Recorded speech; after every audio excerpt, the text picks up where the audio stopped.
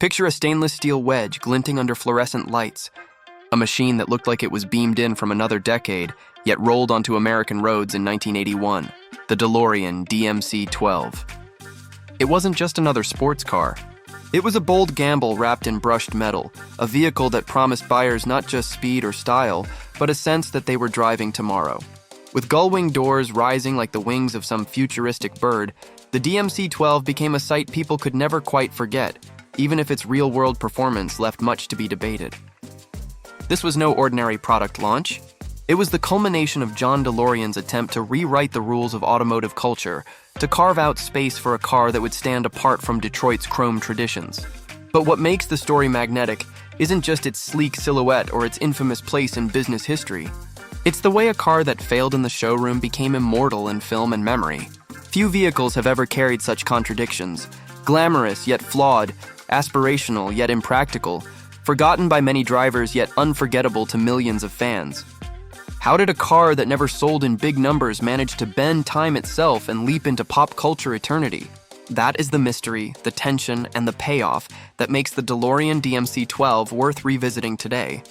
And if you're enjoying this dive into its journey, tap that like button, subscribe for more deep stories, and let me know in the comments which machine you want explored next.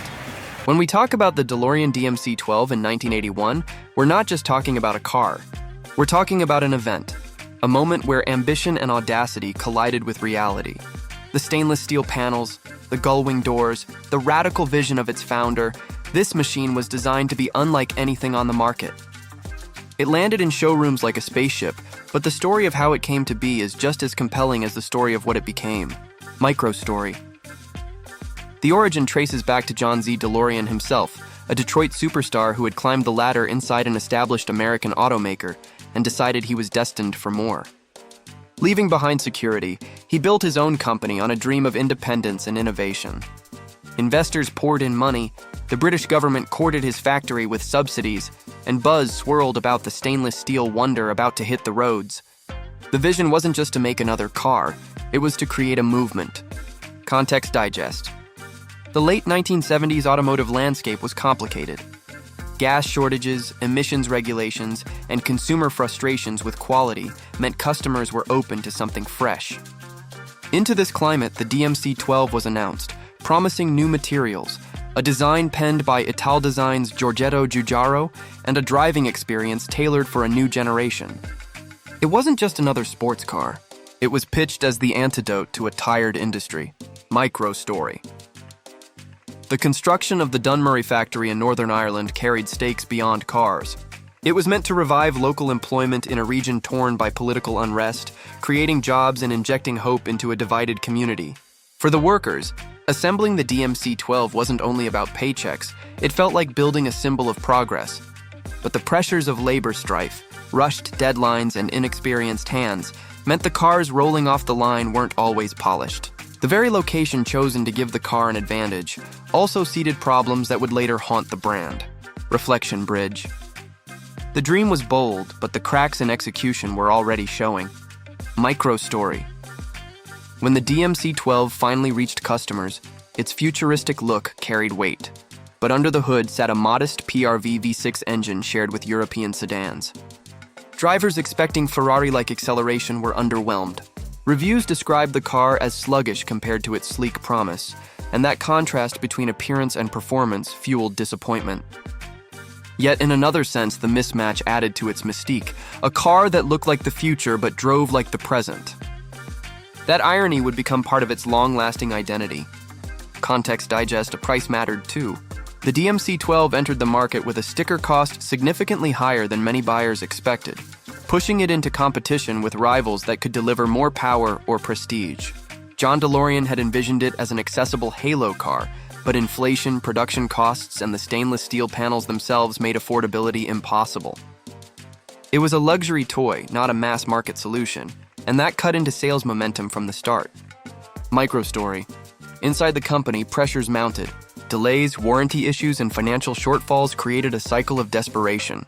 Workers and executives scrambled to meet quotas while critics began circling, ready to label the car a failure.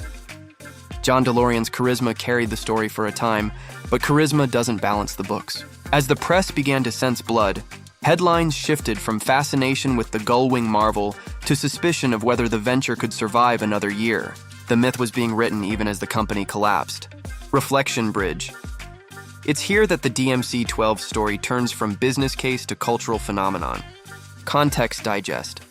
By 1982, production numbers hovered under 9,000 units, and financial collapse loomed large. The British government, initially supportive, pulled back. Lawsuits piled up. The founder himself would soon face legal scrutiny, further complicating any hope of recovery.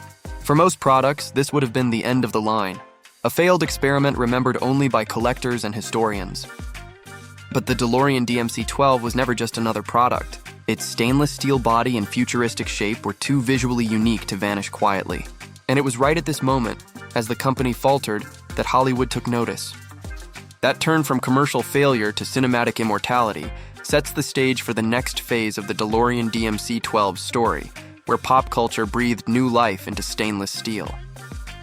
The DeLorean DMC-12 in 1981 was already infamous by the time it entered the world of cinema, but once it did, its destiny was rewritten. Hollywood saw in its brushed stainless steel and gullwing wings something otherworldly, a car that could believably slip across centuries with a flash of light. When it became the centerpiece of a blockbuster film trilogy, the car's modest sales record and mechanical flaws faded from memory. What remained was the image, and that image was powerful. Microstory. The casting of the DMC-12 as a time machine wasn't accidental.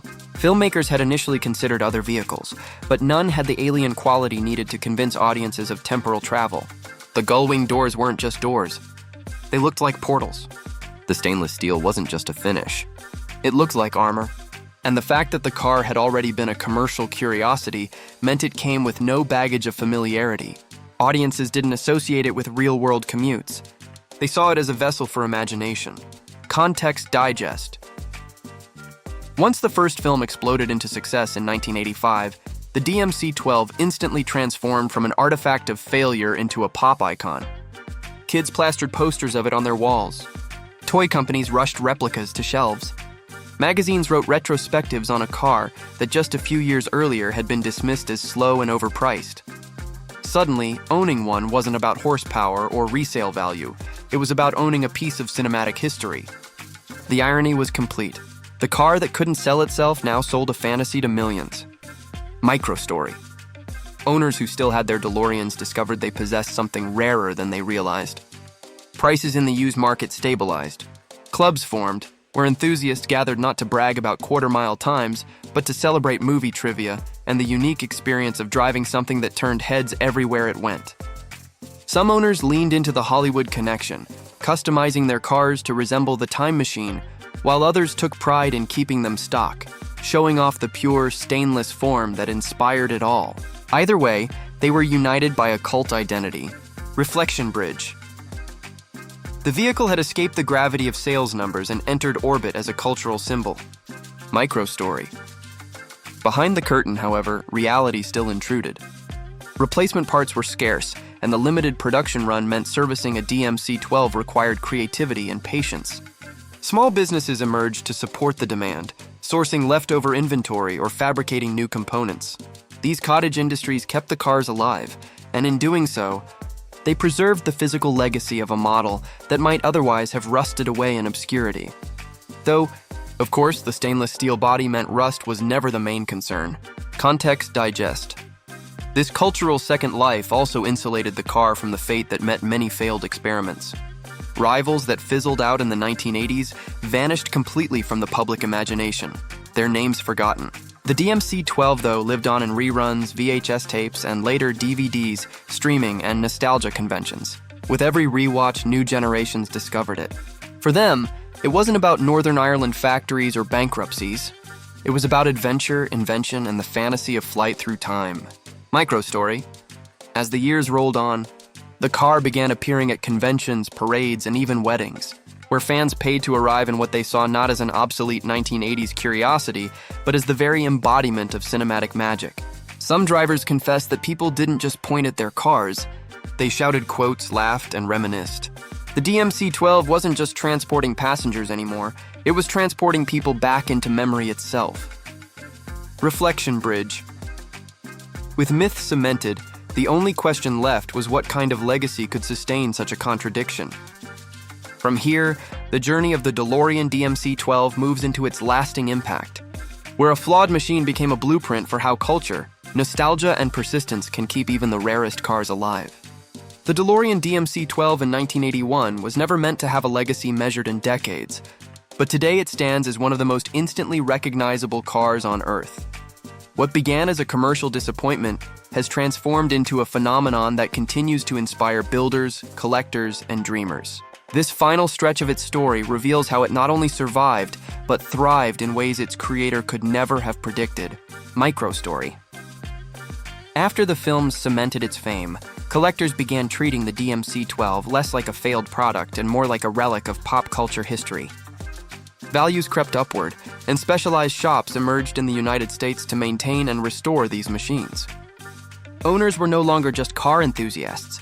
They were custodians of something rare and culturally loaded. To drive one wasn't about speed, but about spectacle, about rolling down the street and creating smiles. The irony was rich. The car that disappointed gearheads became beloved by crowds. Context Digest. The small production number, fewer than 9,000 units, gave it built-in scarcity. Unlike other mass-produced cars, the DMC-12 couldn't be found on every corner, and that rarity added allure. Scarcity, combined with stainless steel's resilience, meant that surviving examples aged better than many contemporaries. Unlike rivals with rusting frames, these cars retained their outer sheen, like frozen moments from the early 80s. Collectors realized that time itself seemed kinder to the DMC-12 than the marketplace ever had been. Microstory. Decades later, the car's image continues to earn new momentum with promises of revivals. Companies have teased electric conversions and modernized remakes, betting that nostalgia plus sustainability could breathe yet another life into the legend. Whether or not those ventures succeed, the buzz they generate proves something vital. The DMC-12 is more than steel and fiberglass. It's a canvas onto which every generation projects its own vision of the future. Reflection Bridge. The future keeps returning to a car that once symbolized it. Microstory. For owners, the reality of living with a DMC-12 is equal parts pride and patience. Parts aren't always easy to find, repairs require dedication, and the car will never outrun modern sports cars. But that doesn't matter. What matters is the way children wave as it passes, the way strangers approach in parking lots, the way it sparks conversation anywhere it goes. That universal reaction makes it unlike almost any other collector car, proof that cultural capital can outweigh mechanical shortcomings. Context Digest. When you consider its place in automotive history, the DMC-12 sits in a rare category. Most cars are remembered for engineering triumphs, racing victories, or sheer production numbers. The DeLorean, however, is remembered for its symbolism. It embodies risk-taking, failure, reinvention, and the strange alchemy of fame. It's a car that teaches us something about how objects transcend their original purpose. Microstory. The enduring lesson of the DeLorean DMC-12 is that stories often matter more than statistics. On paper, it was underpowered, overpriced, and unsustainable. In practice, it became a touchstone for adventure and imagination. Owners don't boast about dyno sheets. They tell stories of smiles, honks, and selfies. Fans don't ask about torque. They ask if the doors really open like that. The story outlived the specs, and that is perhaps the most important legacy of all. And so, as we step back from the stainless steel dream, the DeLorean DMC-12 proves that even when ambition overshoots, culture can find a way to keep the engine of memory running. The DeLorean DMC-12 of 1981 was introduced as a futuristic sports car and ended up as one of the most paradoxical machines in automotive history. Over these past minutes, we've traced its birth in John DeLorean's ambition, its struggles with production and performance, and its unlikely resurrection through cinema and nostalgia. What ties all of this together is the way a flawed product managed to carve out a legacy far larger than its short-lived sales run ever suggested. For American car culture, the DMC-12 serves as a case study in risk and reinvention. It shows that bold design can capture imagination, even if engineering falls short. It shows how timing and context can make or break a brand, and it shows how stories, whether in magazines or on movie screens, can reshape destiny. Few cars from the early 1980s are household names today, but the DeLorean stands among them because it became more than transportation. It became a symbol. Ownership reality reflects that balance of myth and maintenance. Collectors know they are buying not speed or practicality, but a cultural artifact. Parts networks and specialist shops keep them alive, and every drive becomes a rolling event. For enthusiasts, that trade-off is worth it, because few other cars can turn every outing into a conversation with strangers who recognize it instantly. It doesn't just connect owner to machine, it connects owner to community. Market angles continue to evolve. Values have climbed, modern reinterpretations are teased, and electric conversions attract attention. But the real market is nostalgia itself, an energy source that seems inexhaustible for the DMC-12.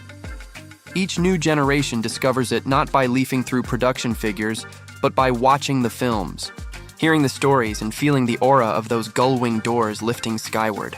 In the end, the DeLorean DMC-12 didn't need to win on racetracks or sales charts to endure.